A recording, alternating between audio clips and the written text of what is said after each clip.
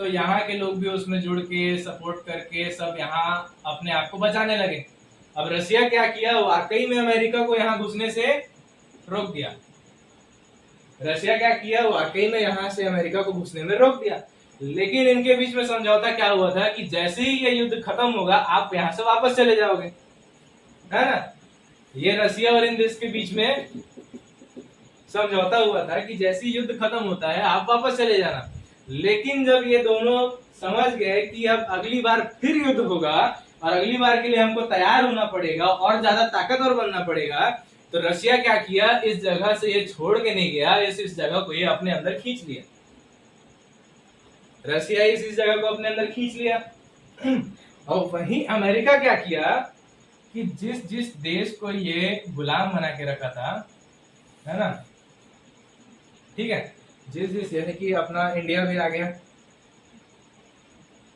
ठीक है, तो जिस जिस देश को ये गुलाम बना के रखा था उसमें ये क्या करना शुरू किया, 1945 के बाद में ये प्लानिंग और पक्का कर दिया कि अब हम इस जगह को छोड़ के जाएंगे, क्योंकि यूएनओ में क्या सिस्टम था, वोटिंग सिस्टम। यानी कि युद्ध रुकने के 1945 में युद्ध रुकने के बाद में एक सिस्टम चला कि यूएनओ में जब विश्व में जो भी चीज हमको क्या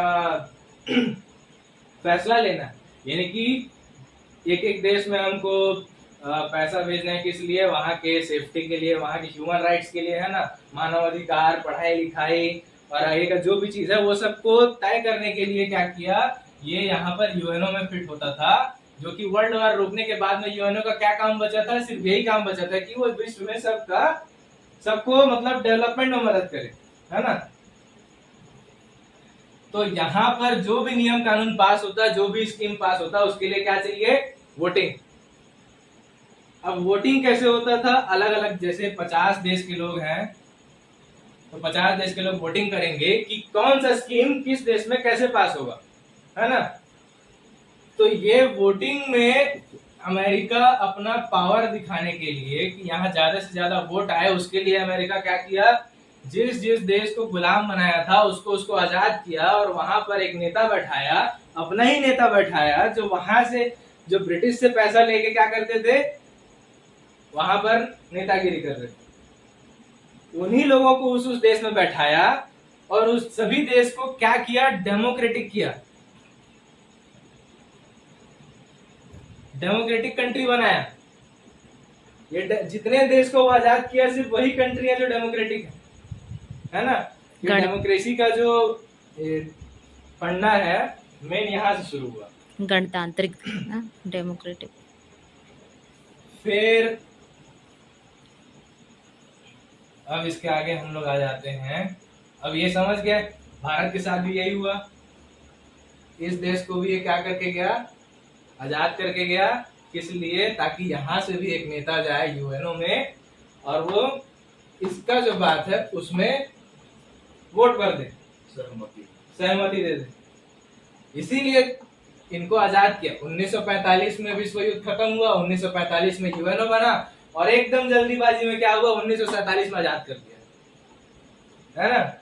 तुरंत ये क्या किया, 1947 में आजाद करके चले गया, किस लिए, ताकि ये देश आजाद दिखे, यहाँ से एक नेता जाए और वहां पर जाके जो वोटिंग चल रहा है वहां पर हमारे बात में हाँ बोल दे।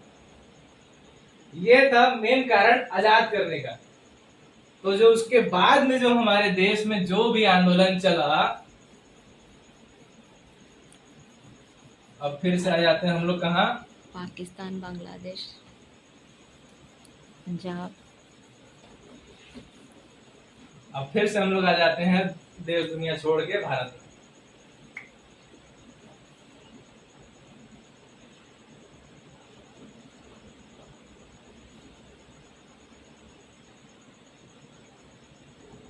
ठीक है, अब यहाँ पर 1935 में क्या क्या विभाजन का बात हो गया था। अब ये देखना 1945 में जब विश्व युद्ध खत्म हुआ, 1935 में ये छोड़ के जाने का बात कर चुके थे, तो उसी बात का ये लोग फायदा उठाए कि हम यहाँ से छोड़ के तो जाने वाले हैं। और यहाँ पर क्या चल रहा था, मुसलमान लोग अपना अलग एक कॉन्स्टिट्यूशन चाहते थे, यानी कि हम लोग यहाँ पर अगर हैं तो हमारे लिए अलग से कुछ नियम कानून हो, है ना। तो ये हिंदू मुसलमान का एक अलग फंडा यहाँ चल रहा था। उसी का फायदा उठाते हुए क्या किए थे लोग 1935 में ये विभाजन का बात किए थे कि पाकिस्तान एक अलग होगा, बांग्लादेश एक अलग होगा, और साथ में एक क्या किए थे, सिखों का एक अलग राज होगा। ठीक है। अब 1947 में जब ये आजाद करके जब बोला जाता है कि ये लोग ब्रिटिश यहाँ से छोड़ के गए, तब पाकिस्तान अलग हुआ, बांग्लादेश बाद में अलग हुआ, लेकिन एक और विभाजन जो था सिखों का, ये विभाजन नहीं हुआ। क्यों नहीं हुआ? इसका कारण ये है कि भारत में जो अंग्रेजों के खिलाफ लड़ाई चला, जो असल में जो आजादी का लड़ाई चला, वो सबसे ज्यादा इन्हीं लोग उसमें शहीद हुए। यानी कि जो असल में हमको आजादी का लड़ाई लड़ना था, हथियार उठा के शहीद होके, है ना, जैसा कि असल में आजादी हमको वैसे ही मिल सकता है, तो उसमें सबसे ज्यादा आगे कौन थे? सिख। इसीलिए किसी तरीके से इनको आजाद करना सही नहीं समझा, है ना। अब हम लोग अगर परसेंटेज देखेंगे कि कितने शहीद हुए हैं पूरे देश में, तो इंडिया गेट में वहां सबका नाम लिखा रहता है। उस सर्वे के हिसाब से जब उसमें सर्वे किया गया, 85% सिख शहीद मिले, है ना। यानी कि खतरा क्या था, अगर इनको असल में आजाद कर दिए तो इनको तो वाकई में आजाद रहना है, ये लोग ब्रिटिश के नीचे रहने वाले नहीं है। अगर इनको असल में आजाद कर देते तो ये वाकई में आजाद हो जाते, और इनसे आजादी का जो क्रांति है बाकी देश में भी फैल जाता। इस कारण से सिखों को आजाद देश नहीं मिला। अब यहां से फिर इनका कहानी ही क्या करते हैं, ब्रिटिश लोग खत्म करते हैं। और इसीलिए आज भी सिखों का एक जो खालिस्तान बोला जाता है, आज भी उसका मांग किया जाता है कि हम इतना जो मेहनत किए हैं, ये देश उसके लायक अब नहीं है, तो हमको एक अलग देश चाहिए। उसका मांग आज भी करते हैं। और ये देश इस लायक क्यों नहीं है? क्योंकि यहाँ जो कंट्रोल में बैठा है वो वास्तव में ये काम करता है कि जिसको एक एक जमीन दे दी गई है उनसे टैक्स लेता है, और उस टैक्स को बाद में क्या करता है, ब्रिटिश तक पहुंचा देता है। इसीलिए इसको उस लायक ना समझ के इसका एक अलग मांग था, और आज भी इसका मांग किया जाता है। अब बात ये हुआ कि 1947 में जब आजाद हुआ देश, तो जब विभाजन किस आधार पे हुआ? धर्म के आधार पर, है ना, हिंदू मुसलमान के आधार पर। तो अगर ऐसी बात थी तो एकदम शांति से समझौता करके लोगों को वहां पर ले जाया जा सकता था, है ना। यानी कि यहाँ पर अगर आज भी देखोगे तो केरला को पूरा मुसलमान के नाम से बदनाम कर दिए हैं। तमिलनाडु में देखोगे वहां भी मुसलमान मिलेंगे, आंध्रा में देखोगे मुसलमान, महाराष्ट्र में मुसलमान, गुजरात में, राजस्थान में, फिर आपका छत्तीसगढ़ में भी, दिल्ली में, एमपी, जहां देखोगे मुसलमान मिलेंगे ही मिलेंगे। तो इनका भी एक मांग था कि हम अपना देश छोड़ के नहीं जा सकते, देश प्रेमी तो हम भी हैं। कैसे? 85% के बाद 12% जो शहीद हुए मुसलमान, ये शहीद 12% जो शहीद हुए कौन? मुसलमान। अब अगर ये लोग अपने देश के लिए शहीद हुए हैं, अपने उस जगह के लिए शहीद हुए हैं, तो उनका तो जज्बात वहां से जुड़ा है, भावना जुड़ा हुआ है, कोई छोड़ के जाना नहीं चाहेगा। इसलिए मांग ये था कि आप यहीं पर जिस जिस जगह में मुसलमान हैं उसी जगह में 2 कॉन्स्टिट्यूएंसी बनाइए, यानी कि 2 राज्य बनाए, मतलब 2 लोगों का राज बनाइए, जहां मुसलमान का एक अलग नियम कानून होगा और हिंदुओं का एक अलग नियम कानून होगा। लेकिन ऐसा ना करते हुए ब्रिटिश क्या किया? Divide and rule. Divide and rule, तो पाकिस्तान का एक विभाजन तय कर दिया था। अब जब 1945 में उनका ये प्लान फेल हो रहा था कि यहाँ पर जो वर्ल्ड वार चल रहा है ना, वहां पर ये लोग फेल होते दिख रहे थे, बस विश्व युद्ध रुक रहा है। अब वहां विश्व युद्ध रुकने के बाद में जब अपने आप को पावरफुल दिखाने के लिए यूएनओ एक जगह था जहां से हम पावरफुल बन सकते हैं, तो वहां पर पावरफुल बनने के लिए क्या चाहिए? वोट। अब वो वोटिंग में जीतने के लिए क्या किया? पाकिस्तान को अलग किया, बांग्लादेश को अलग किया, भारत को एक अलग किया। अब यानी कि एक देश जो था, यहां से क्या आ गया इनके पास में? 3 वोट। एक देश से जहां 1 वोट मिलता, वहां से इसको क्या आ गया? 3 वोट। ये था मेन कारण विभाजन का। अगर ये विभाजन नहीं होता तो आज के देश में शायद मुसलमान और हिंदू यहाँ पर झगड़ते भी नहीं, है ना।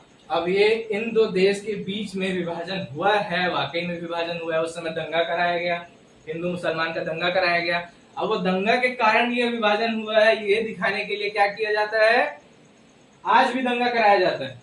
पाकिस्तान एक अलग देश है, उसका वर्चस्व दिखाने के लिए क्या किया जाता है, पाकिस्तान के खिलाफ भड़काया जाता है, और यहाँ के लोगों को यहाँ के खिलाफ भड़काया जाता है ना। इस वजह से हिंदू मुसलमान का दंगा होता है। अब यहाँ हम लोग देखते हैं 85, 12 टोटल कितना हो गया